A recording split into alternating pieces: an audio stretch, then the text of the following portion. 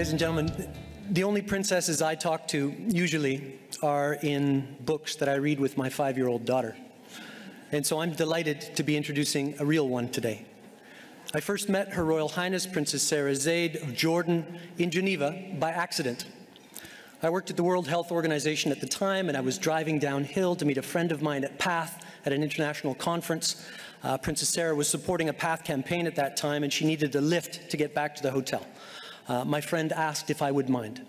Now, bear in mind, I was driving a crappy old Ford full of coffee cups, my work papers everywhere, kids' seats in the back, a window that was taped up with duct tape, and I thought, sure, yeah, I don't mind at all. And I moved everything away very, very quickly.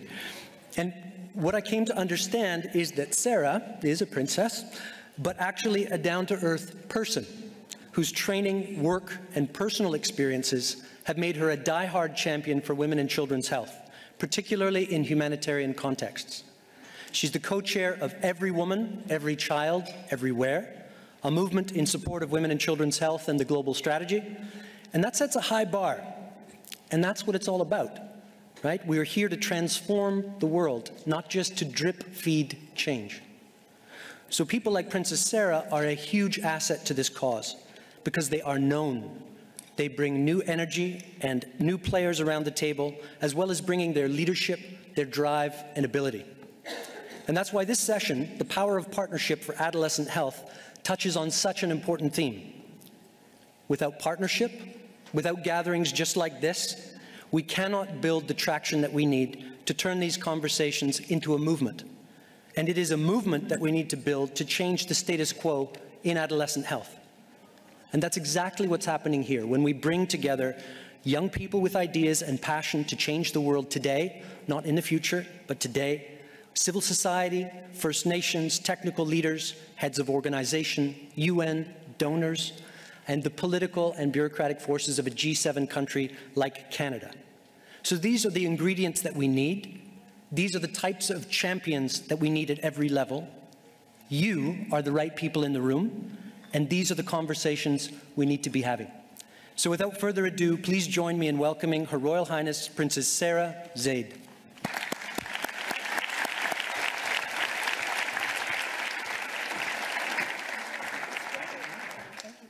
That was a whole new spicy. Yeah. First and foremost, I am honored to be here in beautiful Ottawa and to have this opportunity to address you for 20 minutes. Joel, don't go. You're supposed to stop and in the middle do an interpretive dance to keep everybody awake. Thank you, Joel. Thank you, CanWatch, the Government of Canada, Minister Bibeau, and hosts of this conference. Yet again, Canada is showing us the way.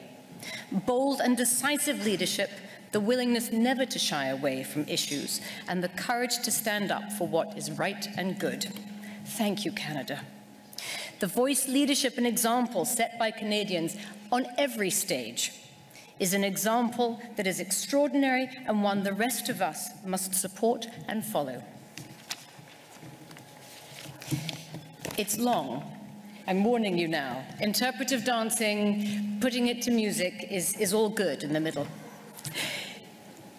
Open any newspaper, magazine, or turn on a current events program, and you confront horrific evidence of how marred our world is by crisis, climate instability, conflict, and contagion.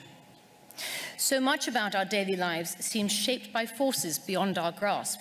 So much suggests that uncertainty is our only certainty. And in the face of these global and local challenges, the disagreements about how we respond are often deep and impassioned. What we can be certain of, however, is that behind every headline, there are thousands of mothers, young people, children, and newborn babies. And that it is their health and well-being that is the keystone to sustainable development. With their right to health realized, women, young people, and adolescents can be, should be, and are resilient first responders to crisis, can participate in peace building, contribute to community rebuilding, can be innovators, entrepreneurs, leaders. And yet, despite global efforts, The unmet Millennium Development Goals for maternal and infant survival are in fact a chilling story of millions of lives lost in pregnancy, childbirth, and early childhood to preventable causes in fragile settings. Thousands of newborn babies who, for entirely preventable reasons, do not live long enough to see their first birthday.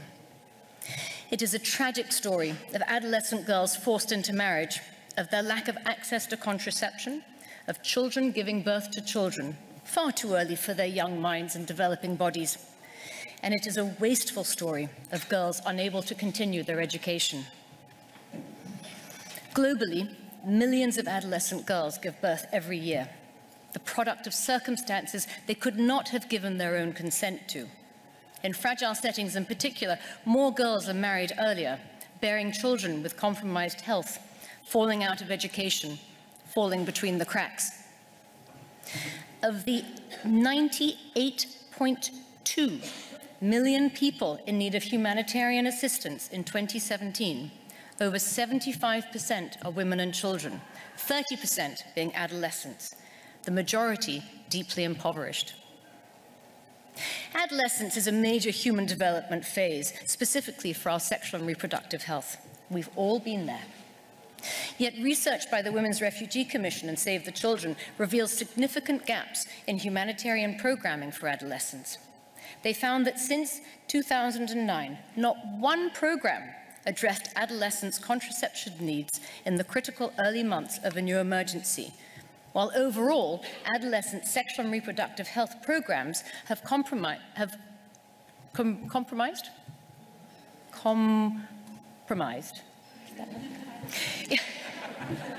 made up less than 3.5% of all humanitarian health proposals per year.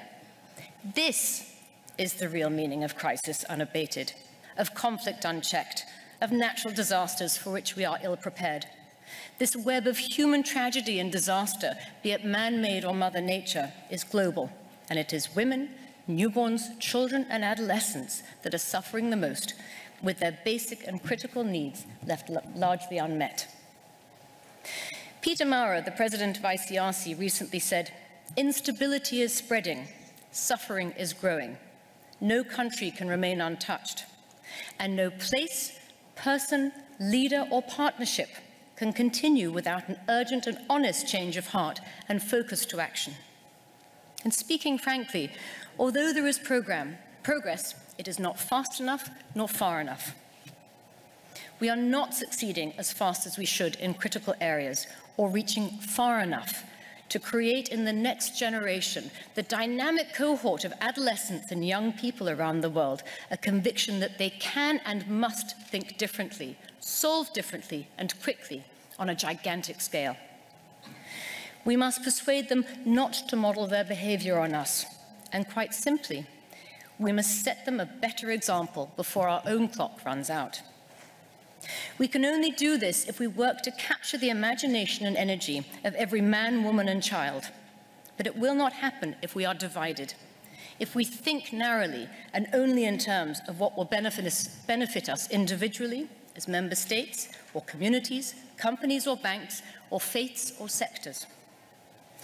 Right now, our example is not propelling the world to a future free of war, free of violence, of poverty, a future of equity and tolerance. And the countries most exposed to violence, outbreaks, and disasters have the youngest of our world's populations. To fully flourish, to survive and thrive, young people need, and they deserve, a world around them in which they are valued, protected, guided. A world where they are free from the scourge of discrimination, exclusion, and rejection. A world that sees their talents and seeks its realization, that understands their needs as they journey into adulthood and meets them. A world whose leaders see their duty to bequeath to them an enduring legacy of peace and prosperity and fulfills it. In the next 15 years, over the course of the Sustainable Development Goals, the true character of our leadership and partnerships, yours and mine, will be revealed by how we partner to parent and lead this largest ever generation of the very young. My husband and I are parents to 3 children, a son and 2 daughters. At its very best, parenting in the family or in the community is a constant and active state of engagement, awareness, and mentoring.